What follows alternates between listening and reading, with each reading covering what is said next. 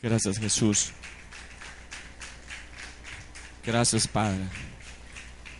Sean todos bienvenidos a la casa del Señor en esta mañana gloriosa y bendecida, en la que venimos a la casa del Señor a disfrutar de su presencia. A eso venimos a la casa del Señor, a disfrutar de su presencia, a pasar tiempo bueno con Él, diga, a pasar un tiempo bueno con Dios. Y para siempre es esa gran misericordia de Dios. Qué bueno es Él que nos permite estar aquí en su casa. El domingo pasado estamos hablando acerca de un avivamiento. Diga conmigo, avivamiento. Y le dijimos lo que significa la palabra avivamiento, que es resucitar algo que está muerto. Estamos en Lucas 7, del verso 11 al verso 17, y estamos viendo ahí lo que podría ser, o lo que es la historia de una mujer viuda que lleva a enterrar a su hijo, pero Dios nos enseñó que más que una mujer que lleva a enterrarle al hijo es el entierro de un avivamiento. Y hoy vamos a ver algunas cosas importantes de un avivamiento. Yo les dije que cada ciudad en algún momento tuvo un avivamiento. ¿Cuántos aquí son naturales de Manatí? Yo quiero preguntarle a los naturales de Manatí si saben en qué año fue el avivamiento de Manatí. Y fíjense en que yo encontré que en Manatí hubo un avivamiento en el 1934. Un evangelista llamado Francisco Olazabal, mexicano, llegó a Río Piedras en el 1934 y llegó al Coto Sur de Manatí en julio del 1939. Allí se encontró con Ramón Armáiz, Jesús Arroyo, la hermana Ana M. Robles, Armando Acevedo, Alfredo Hernández y su esposa Cruzita, quienes se dan a la tarea de llegar por un camino vecinal a un lugar llamado Purnado. Y allí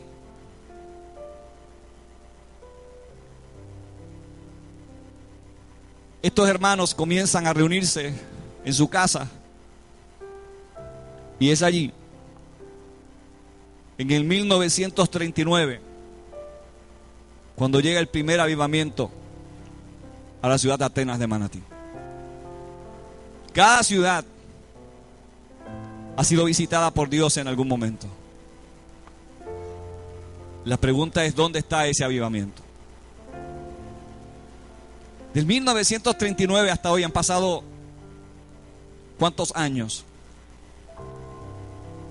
70 y pico de años de que Dios visitó esta ciudad. Y fíjense que entre los datos más importantes que sabemos de Manatí, no sabemos la historia del primer avivamiento. Porque eso no es importante para la historia secular.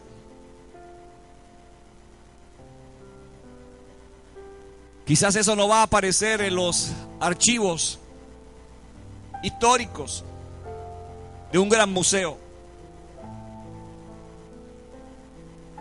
Pero un día esta ciudad, hace 70 y pico de años, fue visitada por Dios.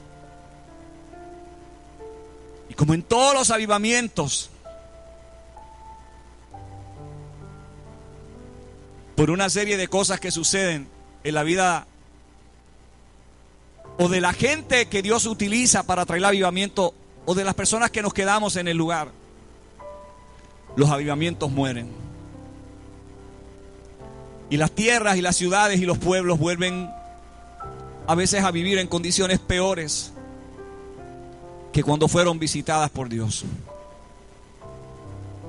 Pero para que usted tenga una idea de lo que le dije el domingo porque no tenía este dato. Esta ciudad sí fue visitada por Dios. Y en ese 1939 el Espíritu Santo vino a Manatí. Hoy no quedan ni huellas, solo historia de personas que cada cual se atribuye algo, como en todos los casos.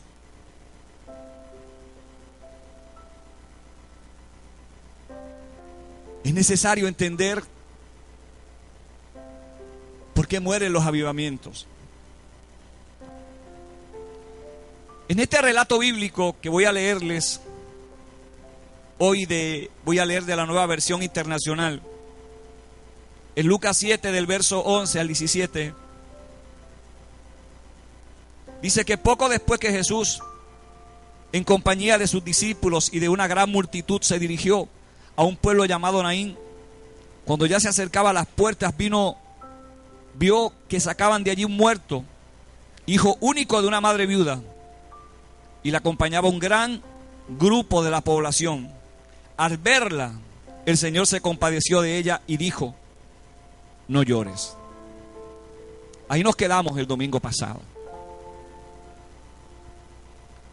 Esta mujer representa la matriz, diga conmigo, la matriz, donde se genera, donde se paren los avivamientos. Porque el domingo pasado les dije que Dios necesita un hombre, una mujer apasionado, que esté dispuesto a hacer lo que sea por la presencia de Dios, con tal de traer al Espíritu Santo para su ciudad. Por eso le pusimos como título a este mensaje: el avivador está en la ciudad.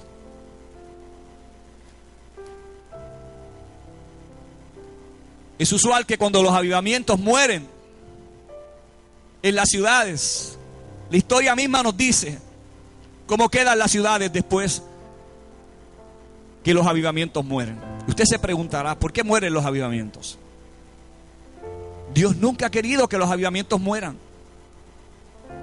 Dios nunca ha querido irse de una ciudad. Dios nunca ha querido irse de nuestra casa. Dios nunca ha querido irse de nuestra vida. Nosotros lo sacamos. Nosotros le decimos a Dios que se vaya. Nosotros determinamos el tiempo en el que esa visitación del Espíritu Santo va a quedarse en la vida de nosotros. Dios no lo determina, porque el deseo de Dios siempre va a ser bendecirnos. El deseo de Dios siempre va a querer ser bendecir a la ciudad. Pero cuando mueren los avivamientos, cuando la presencia de Dios se va de una ciudad, cuando se va la presencia de Dios de la vida de una persona, entonces evidentemente viene el llanto. Todos los países han tenido un avivamiento. Si usted busca la historia de los Estados Unidos, más de un avivamiento. Pero hoy es una ciudad que llora. Les dije en uno de los mensajes, en un dato que encontré, que Estados Unidos ha matado más niños con la ley del aborto que todos los soldados que han muerto en todas las guerras hasta el día de hoy.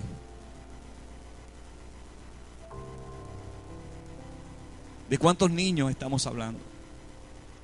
¿De cuántos asesinatos viles y crueles a la vida de quienes ya, como capullos, asoman anunciándonos la llegada de una flor antes de llegar a decir mamá y papá son asesinados? Esa ciudad hoy llora. No es la ciudad del avivamiento.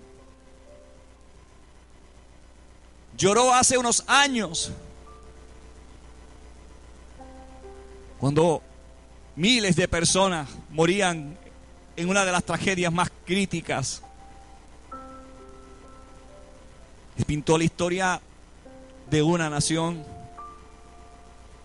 y la pintó con sangre. Un avivamiento sale y muere de una ciudad. Y la gente llora en esa ciudad. Porque aunque usted no se dé cuenta, hay quienes saben que las cosas no van a ir mejor sin Dios que con Él. Hay quienes saben en los pueblos y en las ciudades que Dios es necesario en la ciudad y que no se puede vivir sin Él. Hay reyes y gobernantes en algunos, quizás pocos, países del mundo que saben que no se puede gobernar sin Dios. Y que cuando Dios no está en la ciudad está muerta. El hijo de esta viuda sale de la ciudad acompañado por una gran cantidad de gente de esa ciudad que lloran porque van a enterrar el único hijo que tenía esa viuda. Si lo miramos desde ese punto de vista en la que lo leemos literalmente, vemos a un hijo y a una mujer llorando. Si lo miramos como Dios quiere, vemos el vientre espiritual de una persona que un día fue utilizado por Dios para concebir un avivamiento. Y ahora, por su descuido, la ciudad lo echa para enterrarlo. A veces uno se pregunta, ¿por qué votamos nosotros a Dios de nuestra vida? ¿Qué es lo que ha hecho Dios para que las ciudades lo voten, lo saquen? ¿Cuál es el mal que ha hecho Dios a los pueblos que hoy no los quieren?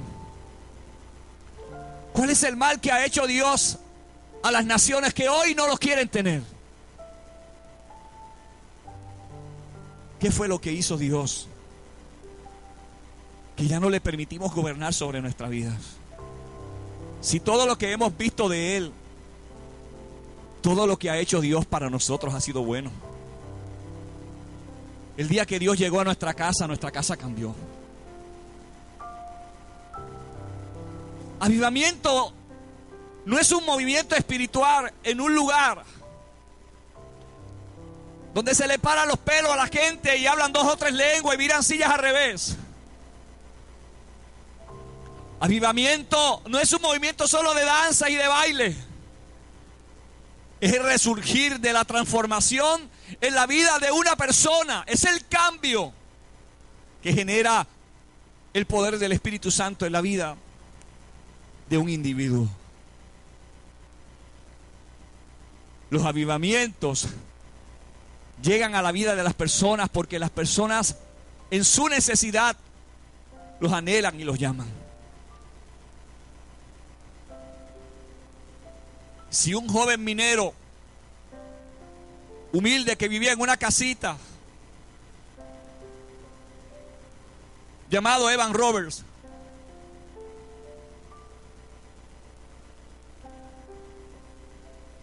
dice que un jueves 29 de septiembre del 1904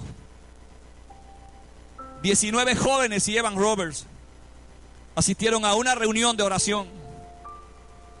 Y mientras caminaban hacia ella, empezaron a cantar. Y cuando empezaron a cantar, el Espíritu Santo cayó sobre ellos.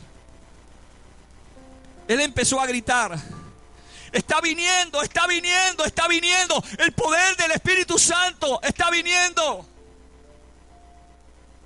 Todavía no habían llegado a la reunión de oración, pero había acumulado 13 años de oración pidiéndole a Dios que viniera una visitación de Él para la ciudad. E inesperadamente, ese jueves 29 de septiembre del 1904, mientras iban cantando para la reunión de oración, el Espíritu Santo dijo: hoy voy a cambiar la historia de esta ciudad. 9 jóvenes. Y escúchenme los jóvenes que están aquí. Ustedes representan esa generación. Una generación que no se va a rendir. Una generación que no está dispuesta a arrodillarse ante los placeres y sucumbir ante ellos. Una generación que no está dispuesta a dejar que otra generación le tome lo que Dios les ha prometido a ellos. Ustedes son esa generación que está anhelando el fuego. Ustedes son esa generación que están anhelando la presencia de Dios, no un día. Ustedes son esa generación que van a cambiar la vida de una generación. Ustedes son esa generación que van a cambiar la vida de la historia de una ciudad, de un país, de una familia.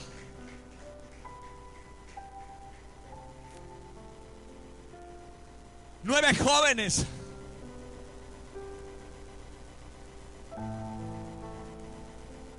orando intensamente.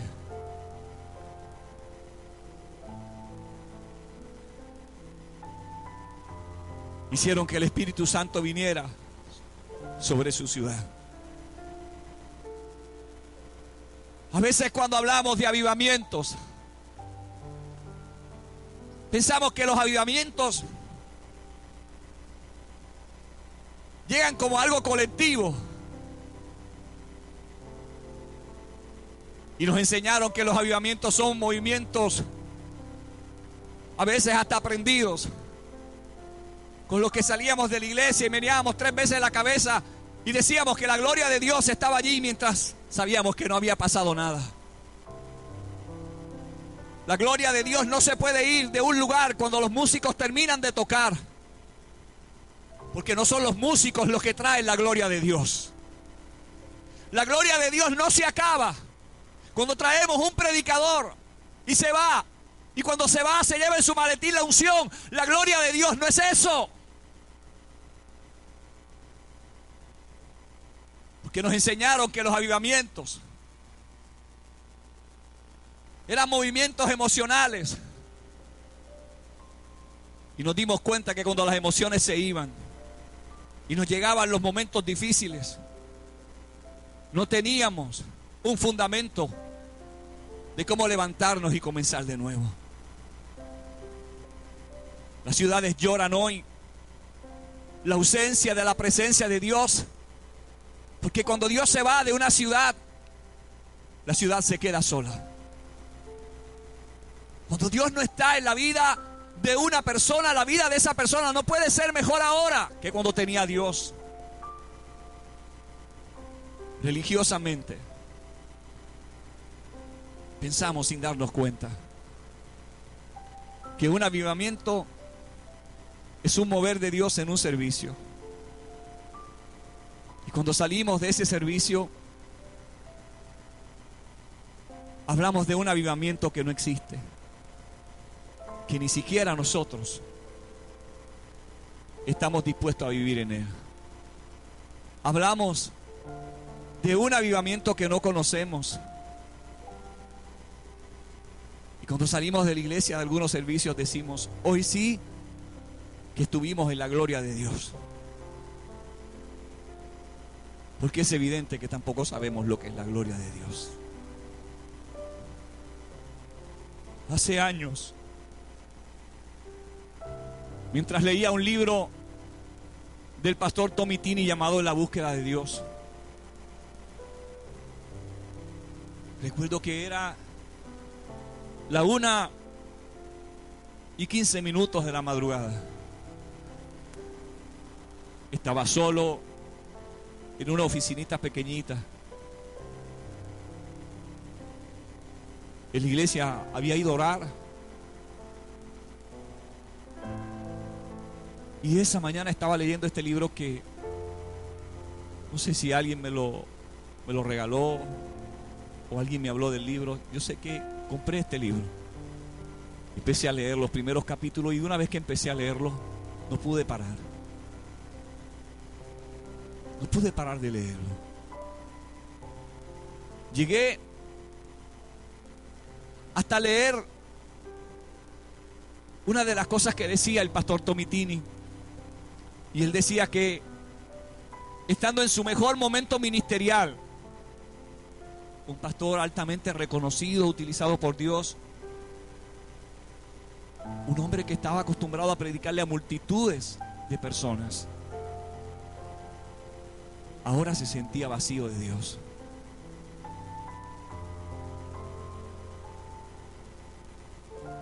Y ese vacío se hacía fuerte. Seguí leyendo y unas líneas después, él decía que hasta ese momento se había dado cuenta que no conocía al Espíritu Santo. DH, dije yo, si este hombre tan utilizado por Dios, pastoreando por años, predicándole a tantas multitudes, dice que no conoce al Espíritu Santo después de todo esta trayectoria ministerial. Dije yo, entonces yo tampoco te conozco.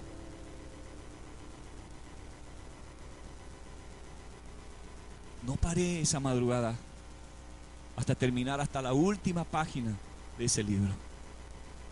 Cuando terminé la última página de ese libro, me sentía tan vacío.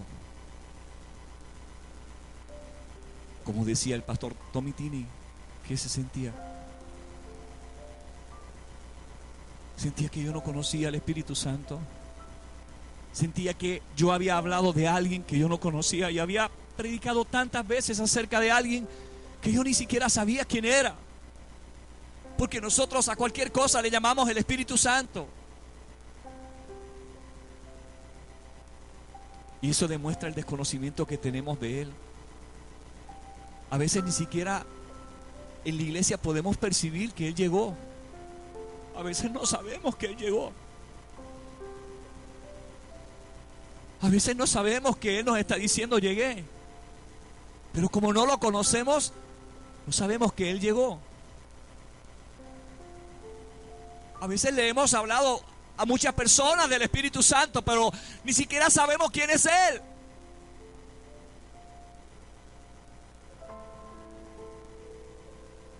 Entonces esa mañana, ya tarde en la madrugada,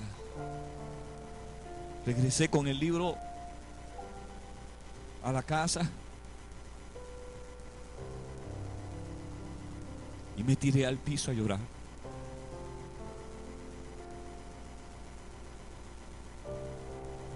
Entonces le pregunté a Dios, Señor, nosotros hemos tenido servicios maravillosos,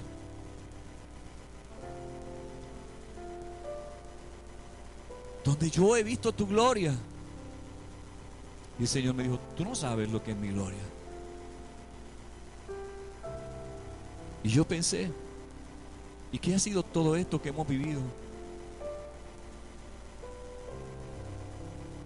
Ese mover, esas cosas que yo he visto que han pasado en la iglesia, Señor, ¿qué ha sido? Y le pregunté, entonces, dime cuándo yo he estado en tu gloria. Porque yo pensaba que yo había estado en la gloria de Dios. Y el Espíritu Santo ahí en el piso mientras lloraba me dijo, solo una vez en tu vida has estado en mi gloria. Para ese entonces yo llevaba como 7 o 8 años pastoreando.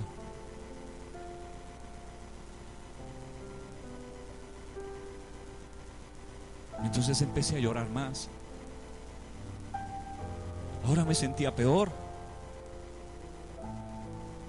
porque estaba confundido, que había sido todo aquello que había pasado en mi vida. que había sido todo aquello que había ocurrido en la vida.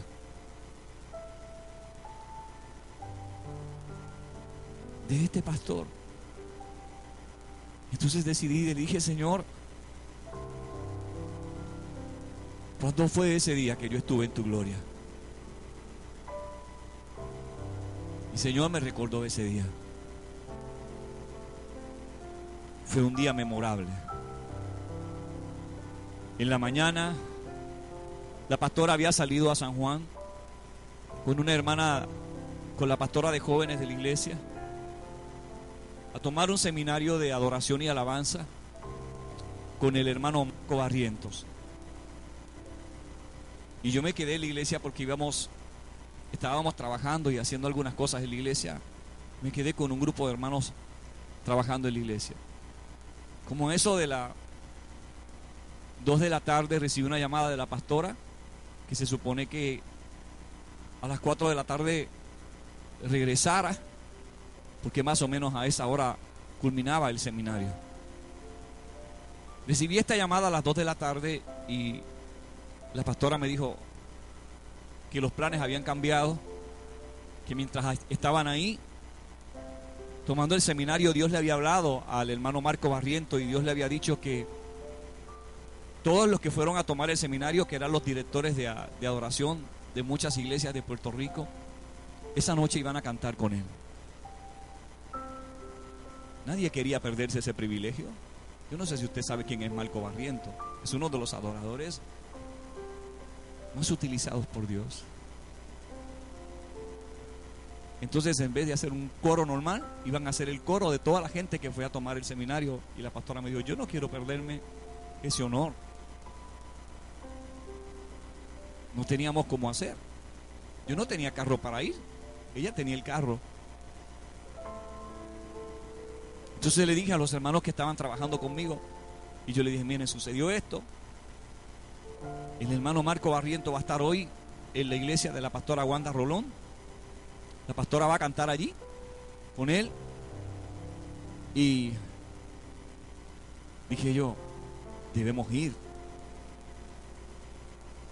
Y ellos, que eran unos locos, igual que yo, soltaron herramientas, soltaron todo, dejamos todo en una esquina, nos fuimos a bañar, empezamos a hacer llamadas telefónicas, hicimos una gran caravana de gente y fuimos para el barrio Las Piñas, donde estaba la iglesia de la pastora Wanda Rolón. Llegamos ahí. Yo recuerdo ese día. Entramos a la iglesia, había una gran cantidad de gente y nos tocó sentarnos más o menos en el medio de la iglesia, entre miles de personas. El hermano Marco Barriento vino y tomó el micrófono. Empezó a cantar la primera canción. Y cuando empezó a cantar la primera canción, yo sentí una fuerza que vino sobre mi espalda y me tiró al piso. Nunca más me pude volver a parar. Yo solo personas que lloraban y lloraban alrededor de mí, pero nunca me pude parar. Y yo recuerdo que algunos hermanos de la iglesia, bendito, me decían, me agarraban y decían, pastor, ¿estás bien?